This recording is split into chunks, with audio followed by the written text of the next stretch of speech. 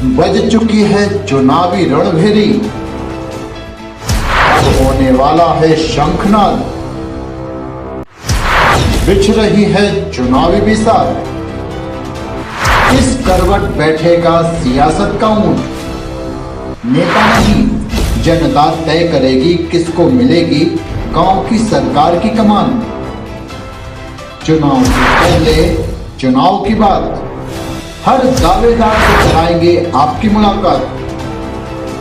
देखिए झारखंड पंचायत चुनाव पर चुनावी एक्सप्रेस।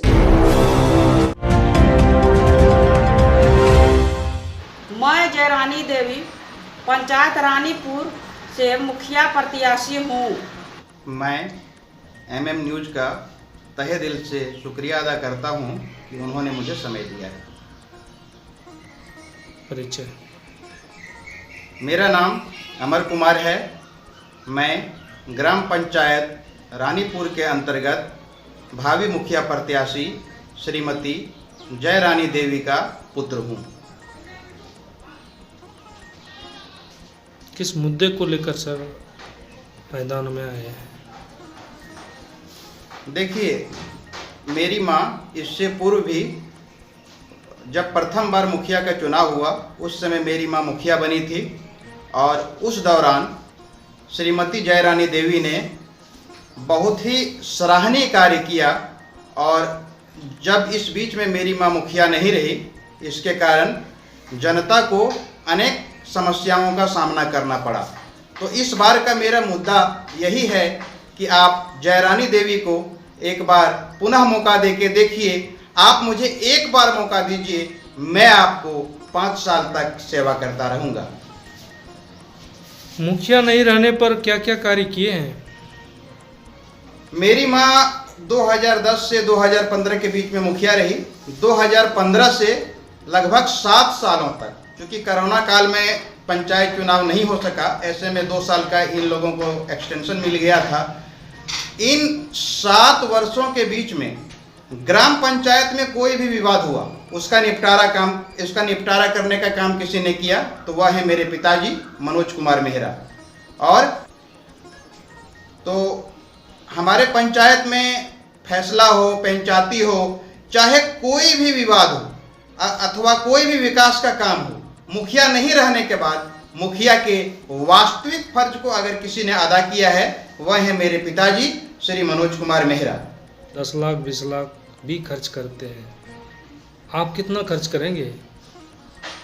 देखिए, इस बार का चुनाव में मैं जनता के प्यार के साथ उतरा हूँ। जनता के प्यार से मैं जीतूंगा। इसीलिए कोई पैसा नहीं, कुछ नहीं, मैं जनता को ना 1 रुपया पैसा देने जा रहा हूँ, क्योंकि मेरे पास उतना पैसा है ही नहीं।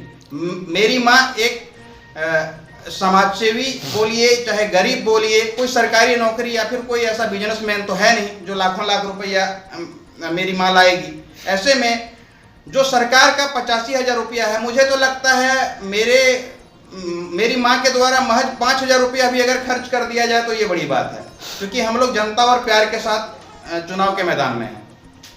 कार्यकर्ता आपके साथ कैसे घूमेंगे? क्या उसे खाना नहीं खिलाएंगे फिर, या कैसे क्या होगा? देखिए, कार्यकर्ता को खाना खिलाना चाहे ना खिलाना यह मुद्दा नहीं है।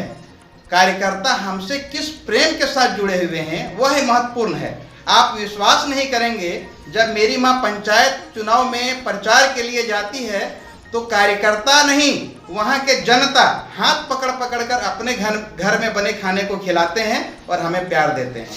सारी योजनाओं को धरातल पर उतारा जाएगा।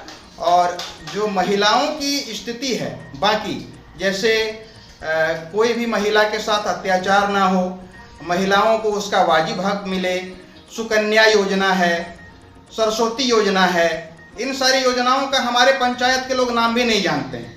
तो मेरी माँ मुखिया बनने के बाद इन सारी योजनाओं को धरातल पर बेहतर ढंग से उतारा जाएगा। मुखिया बनने से पहले सभी बड़े बड़े वादे करते हैं, कितने % आप लोगों के साथ रहेंगे? देखिए, वर्तमान समय में तो मेरी माँ के मुखिया के बारे में, मेरी माँ जो प्रत्याशी है, इस बात को आप नहीं बोल सकते हैं कि बड़ी बड़ी वादाओं के साथ सिर्फ हम मैदान में उतरे हैं। क्योंकि मेरी माँ जब मुखिया नहीं भी रही, जब पहली बार मुखिया बनी उस समय हाई स्कूल हमारे पंचायत में नहीं था, हमारे गांव में नहीं था, लोगाई गांव में। तो हाई स्कूल आया, जल मीनार का निर्माण हमारे माँ के कार्यकाल में ही प्रारंभ हुआ। इसके अलावे जो भी सरकार की योजनाएं रही उनका 100% पारदर्शिता के साथ काम हुआ। मेरी माँ जब मुखिया थी, इंदिरा आवास या प्रधानमंत्री आवास में 1 रुपया नहीं लिया जाता था। शिक्षा को लेकर क्या कहेंगे आप?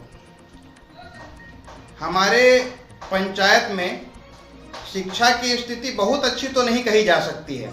ऐसे में जब हमारी माँ मुखिया बनकर विजयी होंगी तो जितने भी आंगनबाड़ी केंद्र हैं उनमें सिर्फ खाना पूर्ति नहीं होने दिया जाएगा। मॉनिटरिंग के माध्यम से, मेरी माँ मॉनिटरिंग के माध्यम से सारे वाजिब हक को जो सरकार आंगनबाड़ी केंद्र को उपलब्ध कराती है वे आम जनता तक पहुंचाने का कार्य होगा। इसके अलावे प्राथमिक, मध्य और उच्च विद्यालय, इन पर कड़ी निगरानी रखी जाएगी ताकि शिक्षक समय पर आएं। जो मध्याह्न भोजन की सुविधा है वो बेहतर ढंग से उपलब्ध हो सके।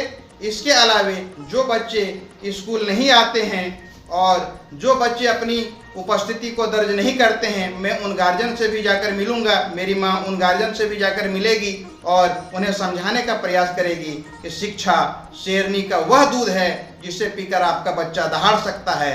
ऐसे में आप निश्चित तौर पर अपने बच्चे को शिक्षा उपलब्ध कराने के लिए स्कूल भेजें।